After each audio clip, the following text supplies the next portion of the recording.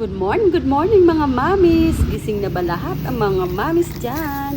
Ngayong umaga, ipapakita ko na naman sa inyo yung ganap natin sa ating tindahan. Hindi lang ganap sa kusina.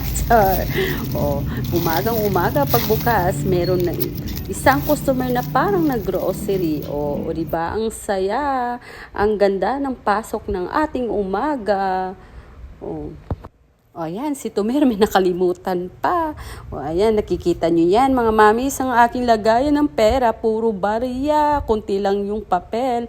Kasi kailangan tayong mga tindera laging handa sa mga barya.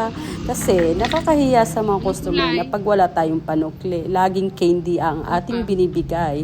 Okay lang, pag sa mga regular customer, paano naman yung mga passer, di ba? Nakakahiya. Ayan na mga mamis, it's time to lista-lista na kung anong mga kulang sa ating tindahan kasi pag pupunta tayo ng bayan, mag-grocery na lang tayo. Ayan na nga mga mamis, meron na naman tayong regular Tumer dyan, bumili ng kanyang sigarilyo at actually meron talaga siyang sukli na 2 pesos. Pero alam niyo ba, tinanong ko, yung sukli mo ba candy na lang? Di ba? Kailangan tayong mga tendera, wais palagi. Pero huwag kayong mag-alala mga mamis, hindi ko naman ginagawa sa ibang customer yan. Sa mga regular Tumer ko lang. Mga mamis, alam nyo ba sa oras na yan, ang dami pa mga gagawin sa loob. Pero syempre wala tayong magagawa kasi pagpapasok mo mamaya may magdo-doorbell, pagpapasok mo mamaya ulit may magdo-doorbell. Pero ganun talaga ang tindera, kailangan pahabaan lang tayo ng pasensya. Kasi wala naman tayong karapatan magreklamo sa ating Tumer. Minsan nga mga mamis, makaka-encounter ka talaga na may mga Tumer talaga na ang tagal mag-isip kung ano pang mga bibilhin. Talagang hintayin mo talaga sila kahit ang dami mo pang gagawin sa loob. Ayan na. Tingnan nyo naman yung plastic ko. Jollibee, social, di ba?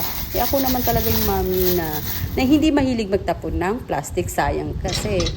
Ayan na. Nagsabay-sabay na sila. Dumating na naman yung isang ahente na itong in-order ko kasi 3 days ago. Dumating na ngayon. Actually, konti lang yan eh. Yung mga chips na or mga bar, mga chocolate bar na nawala na ako sa store. Yun mga in-order ko. Ano, magkano? Kung ito ba ito, babayaran ko ng Gcash. Dalawa.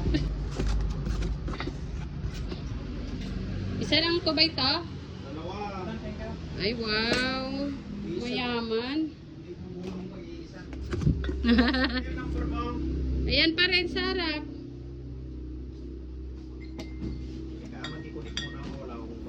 Si Tumer, Gcash ang binayad. Nag-send siya ng 500 worth 200 yung pinamili niya.